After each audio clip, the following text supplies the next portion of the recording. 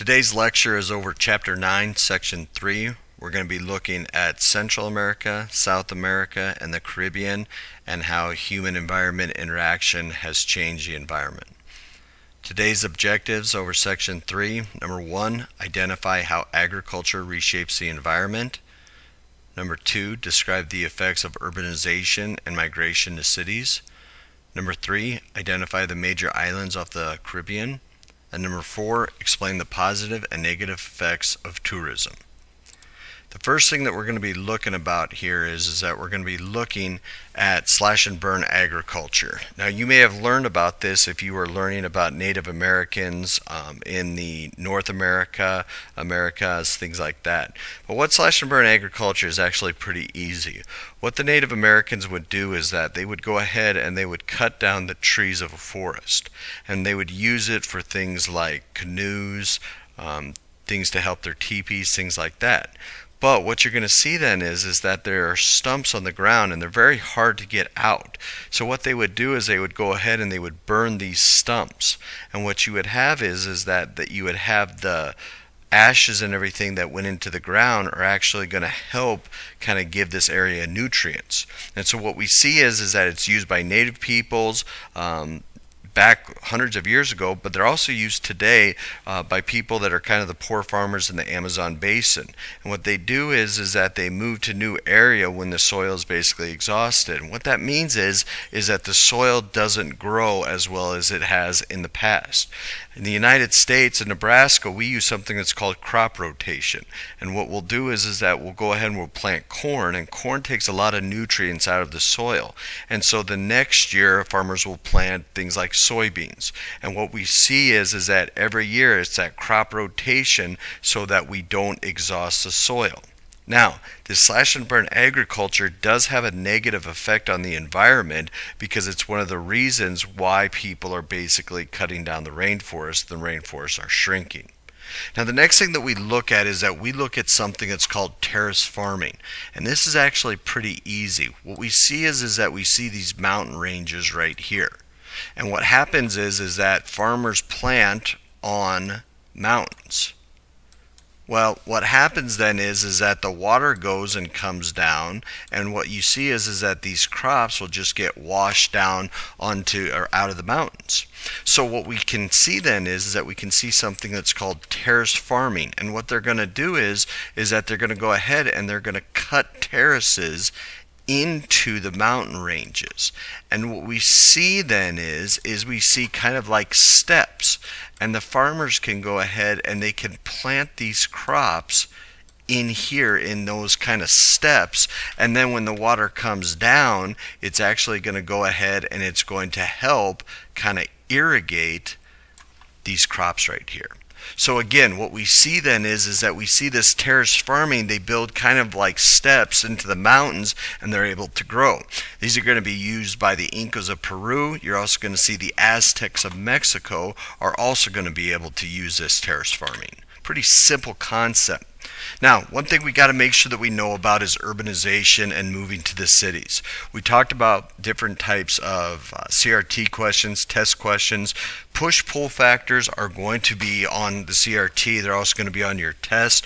You need to make sure that you know these. Push factors are basically things that are forcing people out of an area. Pull factors are what bring people into an area. What we see in places like Argentina, Chile, Uruguay, and Brazil is that they're very highly urbanized areas, meaning urbanization has happened, people moving to the cities. In other areas, you see subsistence farming. Now, subsistence farming is different than commercial farming. Subsistence farming is when people grow just enough crops for them and their families. They don't sell it at all. And so what they're doing is that they're basically just living kind of year to year off of these crops. If you have a good year, you're going to be eating pretty good. If you're having a bad year, you can really be struggling. Subsistence farming makes for poor farmers because they're not making any money. Now, again, that's kind of the exact opposite of commercial farming. Commercial farming is when you grow enough for your family, but you also grow enough to be able to sell people. So we're not talking about commercial farming in this area. We're talking about subsistence farming, being able to grow just enough for your families. And what happens is that it doesn't work out very good. So what we see is that we see the people are going to go ahead and they're going to leave these rural areas and they're going to move to the cities.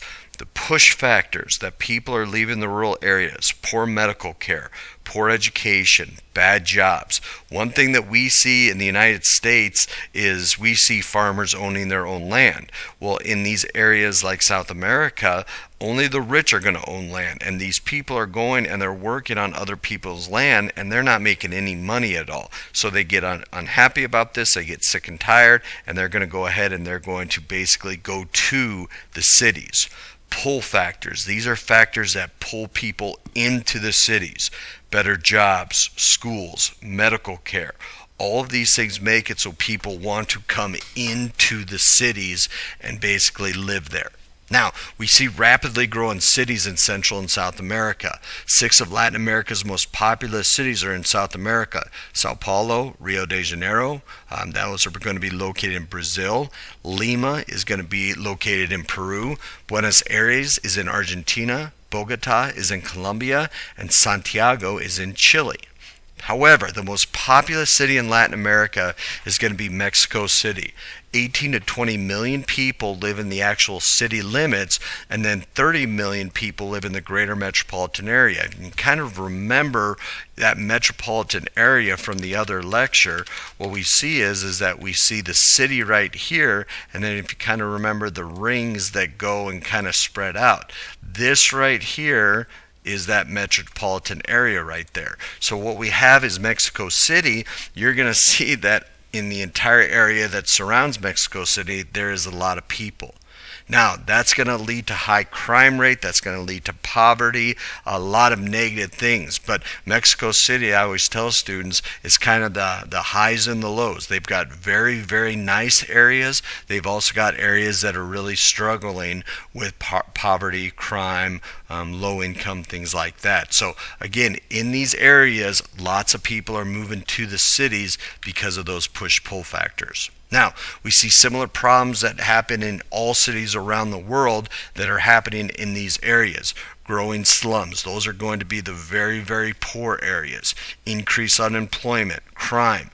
Also, a major problem in growing cities and cities that have got a lot of people are going to be environmental problems. We see things like air pollution, drinking water shortages, things that in the United States we don't really think about, but we definitely have those issues. A good example in the United States is going to be in California. They have actually made cars that the cars don't pollute the environment so much. So we can take steps to make things better, but in some of these areas they don't have enough money to basically help out the environment. Now, the government can't afford facilities to support population increases, and they have failing infrastructure. Again, another CRT question, and this is the definition that you'll see on the test.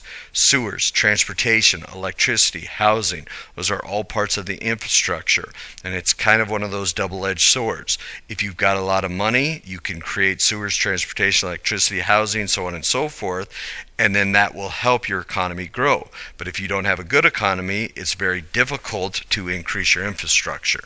Now, one of the ways that we see these areas make a lot of money is going to be tourism. There are definitely advantages of tourism. Tourists are going to spend money on souvenirs, trips, restaurants. The areas in around the kind of port cities of places that have, you're going to see cruise ships, kind of all-inclusive beaches. They're going to have hotels, businesses. What we do see is that this is going to be a huge area in the Mexico and Caribbean. It's going to be a huge area of increased money because they've got such beautiful climate. They've got very nice water to where you could go ahead and have beaches and things like that. Regional port service, cruise ships. If you've ever been on a cruise, what you'll find is that they have what they call port cities, and the boat pulls into the city and they basically let the tourists out and they go walking around and they spend all sorts of money. Residents work in restaurants, resorts, guided tours, all these different activities, and that's going to help the income of these areas. It's going to help reduce the income gap between the rich and the poor. Now, one thing that we got to kind of understand is that there are also disadvantages of tourism. Resorts built up in unspoiled settings create congestion and also pollution. So you're almost kind of creating those big cities and the big city problems. There's a gap between the rich tourists and the poor residents, and you start seeing resentment. One of the things that you see in Brazil is that they actually kidnap these tourists and then they send back to the United States a ransom, and we find is that they just figure that the United States people have got so much money, when in fact some of these people might be poor people, or might be people that are struggling. Again, if they're going on vacation, they're probably not struggling too bad, but sometimes they're asking for hundreds of thousands of dollars, and some people don't have that. Local governments are going to run up debt to build tourist facilities. If you think about all the things you have to have tourists come, these are going to be things like airports, harbors, hotels, restaurants, sewage systems, shopping malls. You have to have those, and you have to build them.